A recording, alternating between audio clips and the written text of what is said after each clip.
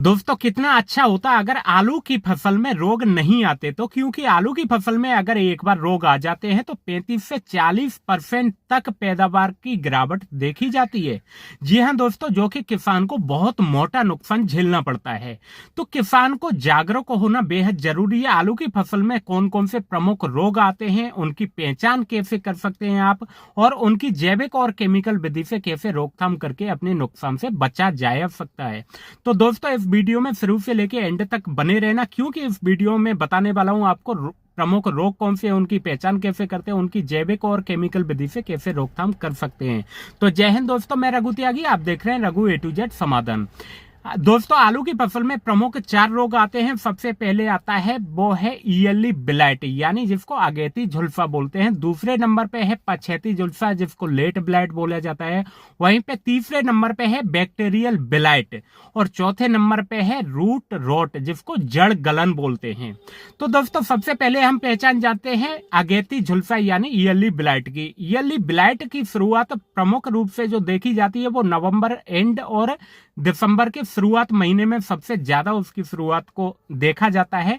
और इसकी जब शुरुआत होती है तो आपको पत्तों पे छोटे छोटे बारीक धब्बे दिखेंगे, जो कि हल्का सा काला और भूरे रंग के होंगे, और ये धीमे धीमे धीमे धीमे पूरे पौधे पे फैल जाएंगे। और जैसे ही रोग की बढ़वार होती है, रोग ज्यादा मात्रा में फैलता है, तो ये धब्बे अपना आकार बड़ा ले लेते हैं और फिर ये त्रिकोणी और त्रिकोणी से फिर बेलनाकार के हो जाते हैं, जिसकी वजह से पैदावार में बहुत नुकसान झेलना पड़ता है किसान को। तो इसकी रोकथाम के लिए आपको कंट्रोल में मैं आपको बता दूं, इसकी शुरुआत में जैविक तरीके से अगर रोकथाम करना चाहते हैं तो सुडोमोनास 4 से 5 ग्राम प्रति 2 लीटर पानी में मिला के आप स्प्रे कर सकते हैं, या फिर ट्राइकोडर्मा हर्जेनियम या ट्राइकोडर्मा वेडी आप लेके 2 से 2.5 ग्राम प्रति लीटर पानी मिला के आप स्प्रे कर सकते हैं। और इसके लिए बीज उपचार में भी आप ट्राइकोडर्मा या सुडोमोनास का प्रयोग कर सकते हैं जैविक विधि से। अब केमिकल विधि की बात करें तो केमिकल विधि में अगेती जुल्फा से रोकथाम करने के लिए आपको जो स्प्रे करना है, शुरुआत में आने से पहले अगर आप स्प्रे कर रहे हैं तो आप मैंकोजेब नाम की दवाई 2 से 2.5 ग्राम प्रति लीटर मिला के आप स्प्रे कर सकते हैं, या फिर प्रोपिनेब जो आती है उसको 2 ग्राम प्रति लीटर मिला के आप स्प्रे करनी चाहिए। अगर आपका अगेती जुल्फा आ चुका है उस कंडीशन में आपको कार्बेंडाजिम मैंकोजेब दोनों दवाइयों कॉम्बिनेशन आता है, उसको आप 2 ग्राम प्रति लीटर पानी मिला के स्प्रे करनी चाहिए। या फिर कैप्टन प्लस हेक्साकोनाजोल नाम की दवाई आती है, वो 1.5 से 2 ग्राम मिला के स्प्रे आपको करना चाहिए। या फिर एजॉक्सिस्ट्रोबिन जो लिक्विड में दवाई आती है उसका आपको 1.5 से 2 ml प्रति लीटर स्प्रे करना चाहिए। या फिर एजॉक्सी प्लस मैंकोजेब का कॉम्बिनेशन आता है, वो आप 1 से 1.5 ग्राम प्रति लीटर मिला के आपको स्प्रे करना चाहिए। यहीं पे दूसरे नंबर पे अब बात करते हैं अपन लेट ब्लाइट यानी पछेती जुल्फा की। पछेती जुल्फा जो रोग है वो बीज जनित बीमारी, यानी ये बीज से फैलता है। तो इसको कंट्रोल करने के लिए सबसे पहले जरूरी है कि बीज बोने से पहले आपको उपचार करना चाहिए। अगर आप जैविक विधि से बीज उपचार करना चाह रहे हैं तो मैंने जैसा कि आपको पहले बताया ट्राइकोडर्मा या फिर सुडोमोनास से आप कर सकते हैं बीज उपचार।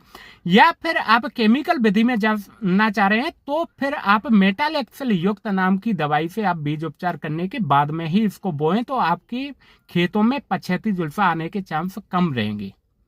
अगर आ जाता है पछेती जुल्फा, पहले पहचान जान लेते हैं। पछेती जुल्फा में आपके जो पुराने पत्ते होते हैं, ओल्ड लीफ होती है, नीचे की पौधे की नीचे वाली जो पत्तियां होती हैं वहां से पुरानी पत्तियों से ये शुरुआत करता है, और इसमें काले कलर के धब्बे बनते हैं।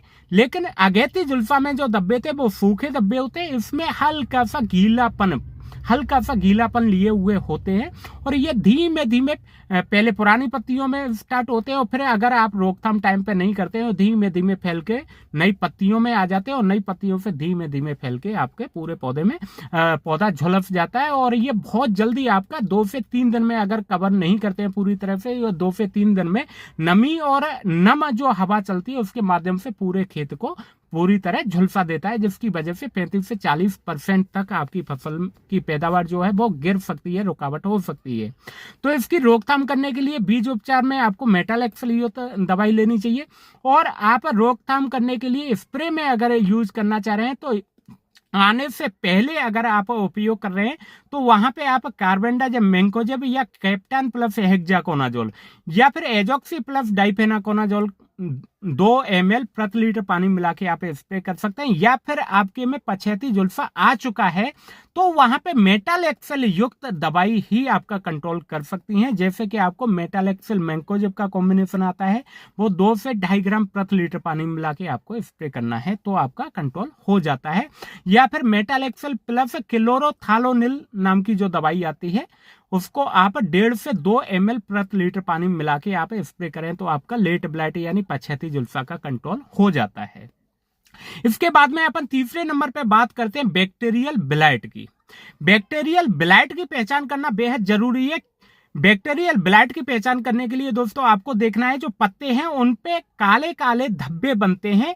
लेट ब्लाइट में भी काले धब्बे बनते हैं, इसमें भी काले धब्बे बनते हैं, तो आपको कंफ्यूज नहीं होना है, भ्रमित नहीं होना है। इसको पहचानना बहुत ही आसान है क्योंकि बैक्टीरियल ब्लाइट के जो काले धब्बे बनते हैं वो तेल, जो काला तेल होता है, ऑयल आपने देखा होगा, उसके ऑयली स्पॉट भी बोलते हैं इसको, ऑयली धब्बे बनते हैं काले कलर के।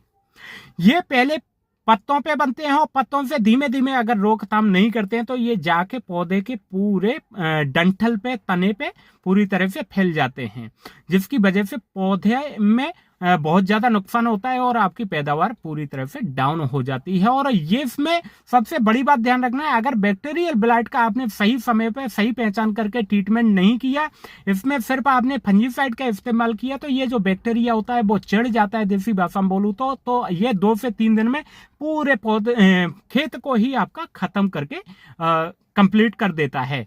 तो इसकी पहचान करना बेहद जरूरी है। अगर बैक्टीरियल ब्लाइट आपके खेत में आ चुकी है तो या फिर आने से पहले इसमें एंटीबायोटिक का इस्तेमाल करना बेहद जरूरी है, जैसे कि कार्फामाइसिन 1.5 से 2 ml, या फिर बेलिडामाइसिन आपका 1.5 से 2 ml। इसके साथ में आपको फंजीसाइड लेना है आपका कॉपर ऑक्सीक्लोराइड या कॉपर हाइड्रोक्सी क्लोराइड। बिना एंटीबायोटिक के आपको सिंगल फंजीसाइड इसमें स्प्रे नहीं करना है, नहीं तो आपका बैक्टीरिया बिल्कुल भी कवर नहीं होगा और ये 2-3 दिन में आपके पूरी फसल को खत्म करके रख देगा। तो बैक्टीरियल ब्लाइट की पहचान मैंने बता दी। ऑयली धब्बे आते हैं, काला तेल जो होता है, काला ऑयल होता है, मोवी ऑयल, उसके जैसे धब्बे आपको दिखेंगे इसमें। उनको कंट्रोल करने के लिए एंटीबायोटिक का मिलाना बेहद जरूरी है। कॉपर ऑक्सीक्लोराइड या कॉपर हाइड्रोक्सी क्लोराइड के साथ में कार्फामाइसिन या बेलिडामाइसिन मिला के आप अगर इस्तेमाल करते हैं तो आपका ये इसके रोकथाम हो जाता है। इसके बाद में अपन बात करते हैं जड़ गलन की। जड़ गलन अगर एक बार पौधे में या पूरे खेत में आपके में आ जाता है तो इसमें क्या होता है, जो जड़ होती है पौधे की वो खाना उठाना, पानी लेना, न्यूट्रिएंट पोषक तत्वों को उठाना बंद कर देती हैं, जिसकी वजह से हरा भरा पौधा आपका मुरझाना शुरू हो जाता है और आपका पूरा का पूरा खेत बैठ जाता है, खत्म हो जाता है, जिसकी वजह से न तो ट्यूमर बन पाते हैं न साइज ले पाती है।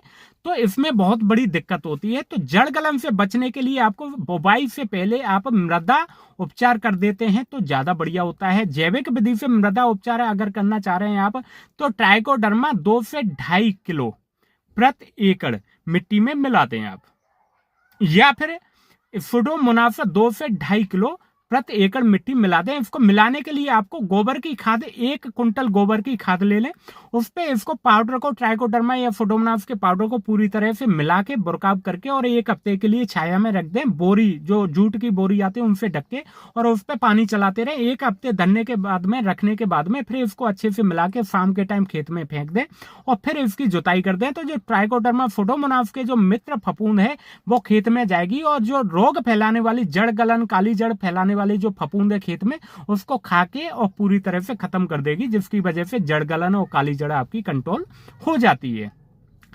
अगर आप मृदा उपचार केमिकल विधि से करना चाह रहे हैं तो आप 80% जो फंजीसाइड सल्फर आती है उसका इस्तेमाल कर सकते हैं आप 8 से 10 किलो प्रति एकड़ में। और इसके अलावा आप कॉपर ऑक्सीक्लोराइड जो आता है वो 2 से 2.5 किलो प्रति एकड़ आप मृदा उपचार कर सकते हैं, बुवाई से पहले डाल सकते हैं। इसके बाद में बीज का उपचार करते हैं तो आपका जड़ गलन या काली जड़ की शिकायत बहुत कम आती है। अगर फसल आपने बहुत ही मृदा उपचार नहीं कर पाया या जड़ गलन, काली जड़ आपके बन जाती है तो जब आप पानी सिंचाई करते हैं तो सिंचाई के साथ में कॉपर ऑक्सीक्लोराइड 2 से 2.5 किलो प्रति एकड़ चलाते हैं तो आपका कंट्रोल हो जाता है। या फिर कैप्टन प्लस हेक्साकोनाजोल जो नाम की दवाई आती है, वो आप 1 से 1.5 किलो प्रति एकड़ में पानी के साथ में आप चलाते हैं, या ड्रिप लगी है, खुली सिंचाई कर रहे हैं, तो पानी के साथ में अगर आप चलाते हैं तो आपका इसका समाधान हो जाता है, कंट्रोल हो जाती है। तो दोस्तों, ये जो प्रमुख रोग हैं जो आपकी आलू की फसल को बर्बाद कर देते हैं, इनकी पहचान करना, इनका समय पे इलाज करना बेहद जरूरी है। अगर समय पे इलाज नहीं करते हो तो आपका 35 से 40% तक नुकसान हो जाता है, जिसकी वजह से बढ़ती हुई महंगाई में आपको बहुत नुकसान झेलना पड़ता है, जिसकी वजह से आपको दिक्कतें बहुत ज्यादा आती हैं। तो दोस्तों, हमारा जो समाधान है वो आपको कैसा लगा नीचे कमेंट करके बताएं। अगर हम कोई टॉपिक है जिसको कवर नहीं कर पाए हैं, या आपका कोई सुझाव है, सलाह है, तो हमें नीचे कमेंट करके जरूर बताएं। दोस्तों, अगर ये वीडियो आपको लगा हो कि आपके काम का है, आपके फायदेमंद है, तो अपने यार दोस्त रिश्तेदार जो खेती बागवानी करते हैं उन तक जरूर शेयर कर दें। और ऐसी ही बहुमूल्य जानकारी लेने के लिए हमारे चैनल को जरूर सब्सक्राइब करके बेल आइकन को दबा लें, जिससे कल आने वाला वीडियो हमारा मिल जाए। जय हिंद।